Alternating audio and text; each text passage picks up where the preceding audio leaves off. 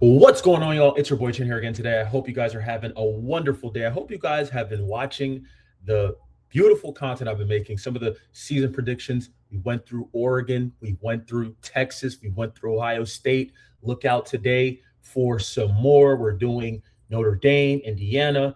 And today we are going to talk about the 2026, the Georgia Bulldogs, a team looking again to win the SEC championship. They're coming off of back-to-back SEC championships. They beat Alabama this year handily in the SEC championship, and last year in a beautiful classic 2 years ago, against Texas in the SEC championship. This team is also looking to get back to the college football playoff, the semifinals. This team has not been to the semifinals in quite some time. They lost last year to Miami. They lost last year to Ole Miss. 2 years ago, they lost to Notre Dame. So I think this team wants to move forward. You know, Kirby Smart, one of the best coaches in college football.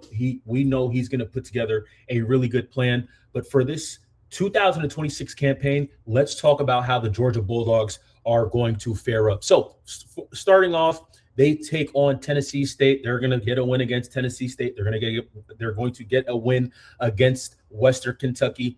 Now they start SEC play in week 3 on the road against Arkansas. You can best believe that place is going to be it's going to be loud. It's going to be ruckus. Ryan Silverfield coming now in his first year from Memphis. He needs to, have a big win, obviously, right? Arkansas is one of the not so good programs in college football right now, but him coming in, him bringing some of those players from Memphis, we expect this game to be competitive early, but I think Georgia takes care of business. Now we go to week 4, Georgia Oklahoma going on the road against Georgia.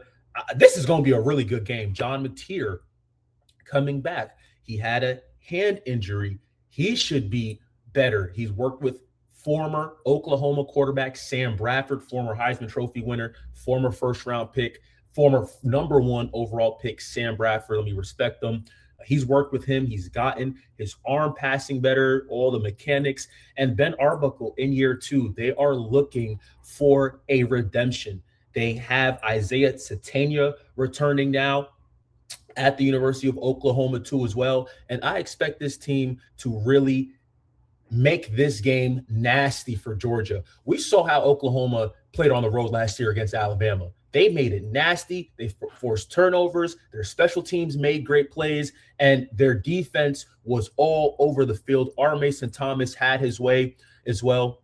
I think Oklahoma walks into Sanford Stadium and gets the win. I think Oklahoma beats Georgia, and we're looking at 3-1. Then we're going against Vanderbilt. Vanderbilt now has freshman quarterback Jared Curtis. He is now taking over the realms for Vanderbilt after Diego Pavia has left Vanderbilt. Jared Curtis is the highest rated recruit in Vanderbilt history, higher than Jay Cutler. He is going to be the starter at Vanderbilt. Clark Lee has done a really good job at Vanderbilt, but I think, just over the people that he's lost this year, I think Georgia, with Gunnar Stockton, with that defense, with that physical run game led by Nate Frazier, I think they get a job done, and they handle Vanderbilt. On the road against Alabama, I mean, these 3 weeks are going to be really interesting for Georgia. They get tested early. On the road against Alabama, of course, they are one of the best teams in college football. They have returning extreme talent on the offensive side, on the defensive side. And the fact that this game is on the road, I think, is what changes a couple things. Alabama has had Georgia's number in the regular season over the past 2 years. Remember, they beat Alabama in the SEC championship last year in December. I think Alabama wins this game. I think Georgia, I just don't see enough offensively for this team to walk into Bryant-Denny Stadium and get the W. I think Georgia is 4-2. Then we're going against Auburn. Auburn now has a new head coach coming in from Southern Florida. Byron Brown is the quarterback. He's going to run. Alex Golish has been an offensive innovator. He has coached in the SEC. Remember, he coached at Tennessee as the offensive coordinator under Josh Heupel. So he knows the SEC. He's not no stranger to the SEC. Going to be interesting. I think Georgia still takes care of business. Then we have the Cocktail Classic, Georgia versus Florida. John Summerall in year one wants to get a big win. Don't think that happens. I think Florida wins that game.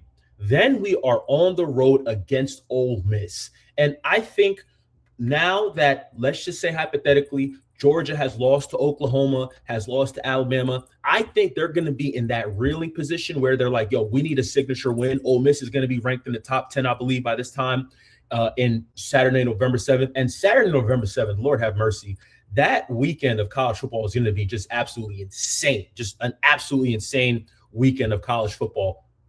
I think Georgia goes on road, handles business. They come back.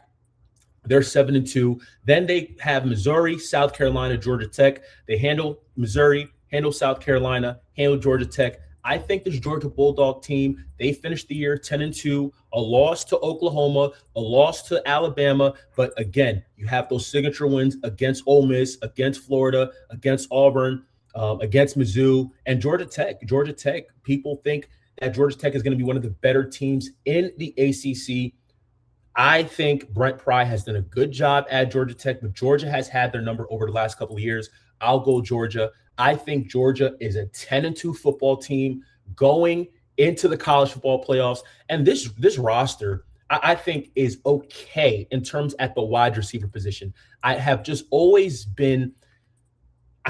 questioned why I don't think Georgia gets the most out of their wide receivers. Zachariah Branch didn't really scratch the surface. I think even at Georgia, they ran bubbles, goals, and slants with Zachariah Branch. You have Isaiah Canyon coming in from Georgia Tech, London Humphreys coming back as well.